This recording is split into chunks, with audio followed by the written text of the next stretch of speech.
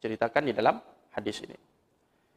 Kemudian Anas bin Malik mengatakan, Ba'asahullahu ta'ala ala ra'si arba'ina sanah. Allah subhanahu wa ta'ala mengutus nabinya ketika beliau genap berusia 40 tahun. Jadi bukan di awal usia beliau 40 tahun, tapi setelah genap 40 tahun, menjelang 41 tahun, disitulah Nabi SAW diangkat sebagai Rasul. Dilantik sebagai Nabi, sebagai Rasul, yang akan berdakwah kepada umat manusia. Kemudian disebutkan di sini, fa'aqama bi Makkah 10 sinin. Nabi SAW tinggal di Makkah selama 10 tahun. Menurut riwayat ini disebut 10 tahun. Tapi ada riwayat lain yang juga sahih menyebutkan 13 tahun. Nabi tinggal di Makkah atau periode Makkah. Bagaimana kita mencocokkan dua riwayat yang saling bertentangan ini? Kalau dalam disiplin ilmu hadis disebut ikhtilaful hadis. Perbedaan pengungkapan di dalam riwayat-riwayat hadis. Secara zahir seolah-olah kontradiksi. Tapi ini bisa dikompromikan sehingga tidak terjadi paradoks antara satu riwayat dengan riwayat yang lain. Satu riwayat mengatakan 10 tahun, ini riwayat sahih. Riwayat yang lain mengatakan 13 tahun. Mungkin yang selama ini kita pelajari, yang populer di kalangan umat Islam, itu 13 tahun Nabi di Mekah. Periode Mekah 13 tahun, periode Madinah 10 tahun. Jadi bagaimana dengan riwayat ini? Ini sahih, riwayat Bukhari dan Muslim. Di sini para ulama mengkompromikan dua hadis ini, menyatukan dua hadis ini supaya tidak lagi bertentangan dengan beberapa pendekatan.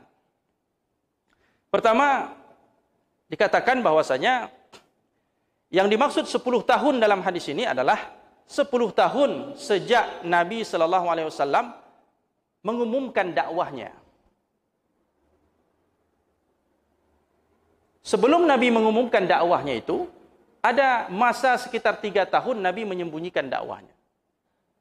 Jadi ada masa Nabi dakwah secara sembunyi-sembunyi, kemudian ada masa Nabi berdakwah secara terang-terangan. Jadi yang disebutkan dalam hadis ini adalah masa Rasulullah mengumumkan dakwahnya, memperlihatkan dakwahnya secara terang-terangan. Di 10 tahun. Tapi ada 3 tahun sebelum itu, Nabi dakwah secara sirriyah, secara sembunyi-sembunyi. Sehingga kalau disatukan antara periode sirriyah dengan jahriyah tadi, antara yang sembunyi-sembunyi dengan terang-terangan, maka didapatilah angka 13 tahun. Jadi dengan pendekatan ini, dengan cara ini, kedua hadis itu tidak bertentangan. 10 tahun maksudnya sejak Nabi mengumumkan dakwahnya, 13 tahun maksudnya gabungan dari periode jahriyah dan periode sirriyah. Itu pendekatan pertama. Pendekatan yang kedua, 10 tahun di sini maksudnya sejak Rasulullah diperintahkan untuk menyampaikan dakwahnya, inzar, untuk memberikan peringatan dengan turunnya surah Al-Muddathir. Ketika turun surah Iqra, Al-Alaq, Iqra bismi rabbikal ladzi khalaq, itu Rasulullah dinyatakan sebagai nabi. Tapi belum diperintahkan untuk menyampaikan kepada orang lain. Baru kemudian setelah turun Al-Muddathir, baru Nabi diperintahkan untuk menyampaikannya kepada orang lain. Hum fa'anzir, bangkitlah dan berilah peringatan. Jadi masa memberi peringatan itu pada periode Mekah 10 tahun. 3 tahun sebelumnya itu masa Rasulullah posisinya sebagai Nabi, mendapatkan wahyu dari Allah, tapi belum diperintahkan untuk menyampaikan dakwahnya secara luas. Ini pendekatan yang kedua. Pendekatan yang ketiga mengatakan, riwayat yang mengatakan 13 tahun itu memang faktanya seperti itu, 13 tahun. Sementara riwayat ini menyatakan 10 tahun itu karena ada pecahan yang dibuang. Dan kadang-kadang 13 itu dibulatkan jadi 10. Karena 13 itu masih dekat dengan kata 10. Maka dikatakan 10 tahun. Maksudnya secara realnya itu adalah 13 tahun. Jadi dengan cara seperti ini para ulama kita berjasa di dalam menyelesaikan hadis-hadis yang seolah-olah bertentangan, kemudian disatukan, dikompromikan, dicarikan jalan keluar solusinya sehingga hadis-hadis itu saling berkaitan dan saling bantu-membantu, artinya saling menjelaskan satu sama lain sehingga tidak lagi terjadi pertentangan. Jadi jelas Pak ya, Ketika ada riwayat mengatakan 10 tahun, kemudian ada riwayat mengatakan Nabi di Mekah 13 tahun, kita tahu cara menyelesaikannya. Jadi jangan sampai nanti ada orang yang membuat syubhat di pikiran kita. Ini lihat, hadis kalian bertentangan satu sama lain. Jadi tidak bisa kita gunakan hadis itu. Kenapa? Karena paradoks. Mana yang betul? 13 atau 10? Enggak jelas. Sehingga kita kadang-kadang ragu terhadap keautentikan sebuah hadis Nabi gara-gara pertentangan seperti ini. Padahal ini sepele sekali, mudah sekali. Dan ada disiplin ilmunya namanya ikhtilaful hadis. Dan imam kita, Imam Asy-Syafi'i adalah salah seorang pakar yang ahli di bidang mencocokkan hadis itu. Sehingga tidak lagi bertentangan dengan fakta-fakta yang ada. Kemudian hadirin yang dirahmati Allah Subhanahu wa taala. Kelanjutan dari hadis ini, Anas menyebutkan wabil Madinati 10 sinin. Kemudian Nabi SAW tinggal di Madinah selama 10 tahun. Artinya setelah Nabi hijrah dari Mekah ke Madinah, Nabi tinggal di sana selama 10 tahun. Dan ini disepakati, tidak ada pertentangan antara satu riwayat dengan riwayat yang lain, maka tidak perlu kita jelaskan. Jadi total umur Rasulullah ketika beliau menjadi Nabi itu, ya, totalnya adalah 23 tahun. 13 tahun di Mekah dan 10 tahun di Madinah. Wa tawaffahu Allah Ta'ala, kelanjutan dari hadis ini, wa tawaffahu Allah Ta'ala ala ra'si 60 sanah. Kemudian Allah Subhanahu wa taala mewafatkan beliau Nabi sallallahu alaihi wasallam ala ra'si 60 sanah, ketika Nabi sallallahu alaihi wasallam genap berusia 60 tahun. Karena tadi dengan asumsi yang pertama, 10 tahun dengan 10 tahun. Diangkat menjadi Rasul 40 tahun. 10 tahun di Mekah, 10 tahun di Madinah, jadi 60 tahun. Kalau kita menggunakan riwayat yang satu lagi, berarti Rasulullah tutup usia 63 tahun. Jadi cara menjelaskannya seperti tadi saja, mudah. Kenapa 63 tahun? Kenapa 60 tahun? Bisa kita jelaskan dengan pendekatan yang pertama tadi. Kemudian disebutkan dalam hadis ini, walaysa fi ra'sihi wa lihyatihi 'ashruna sya'ratan bayda. Ketika Nabi wafat, tidak ada di kepala beliau, rambut beliau dan jenggot beliau tidak didapati kecuali hanya 20 rambut atau bulu yang berwarna putih. Jadi ketika Nabi wafat itu, jumlah rambut yang berwarna putih atau jenggot yang berwarna putih totalnya 20 saja. Jadi bayangkan Anas bin Malik ini sampai jenggot Rasulullah dia hitung yang putihnya berapa. Rambut Rasulullah dia hitung putihnya berapa. Karena Rasulullah ini adalah bukti kekuasaan Allah di muka bumi, mukjizat. Yang namanya mukjizat itu orang ramai-ramai lihat tengok macam mana Rasulullah. Sampai jenggotnya saja, rambutnya yang putih, ubannya itu dihitung sama orang. Sama sahabat-sahabatnya yang mulia. Dia katakan tidak lebih dari 20 yang putih. Jadi Rasulullah ini bukan tipe orang yang beruban banyak. Hanya beberapa saja yang putih. Ini apa rahasianya wallahu alam. Ini salah satu keutamaan Nabi sallallahu alaihi wasallam, salah satu sifat Rasulullah sallallahu alaihi wasallam. Apakah ada kaitannya dengan pola hidup Rasulullah yang sehat atau pola makannya atau bagaimana? Ini perlu kepada kajian-kajian. Kita tahu faktanya seperti ini, tapi apa hikmah di balik itu silahkan dikaji. Terbuka untuk dikaji, diteliti.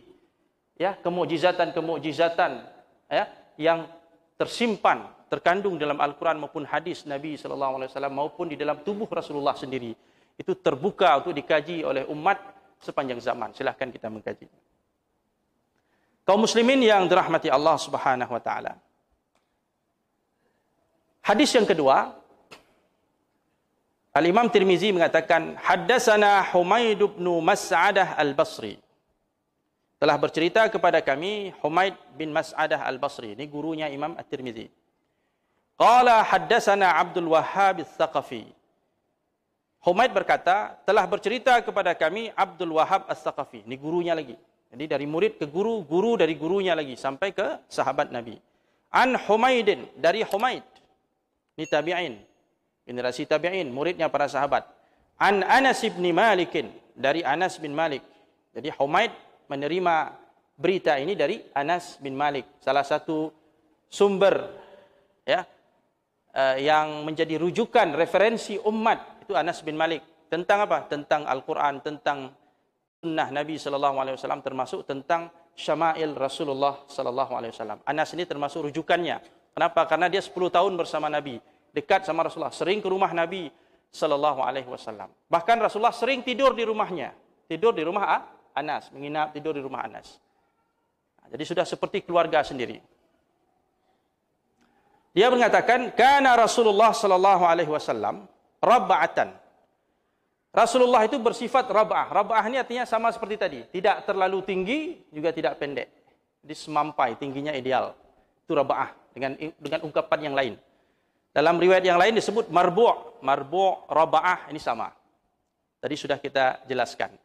Jadi posturnya itu sedang. Tapi lebih cenderung kepada tinggi. Kemudian, laisa bil tawil wala bil qasir. Ini dijelaskan sendiri. Tidak terlalu tinggi dan tidak terlalu pendek. Hasanal jismi. Rasulullah itu memiliki tubuh yang ideal. Maksudnya, bagian-bagian tubuh Rasulullah itu serasi, seimbang. Jadi antara badannya dengan kaki, dengan tangan, dengan kepalanya seimbang. Jadi kadang-kadang ada model tubuh, badan besar, kakinya terlalu kecil. Atau kadang-kadang kaki pahanya besar, badannya kecil. Badan kecil, tangannya besar. Badan besar, ada tangannya, lengannya kecil. Jadi ada saja kekurangan sana sini. Tapi kalau Rasulullah seimbang semuanya. Hasanal jismi maksudnya tubuhnya ideal semua. Bagian-bagian tubuhnya itu. Kalau kita ukur itu sama semua. Apa namanya? Ideal.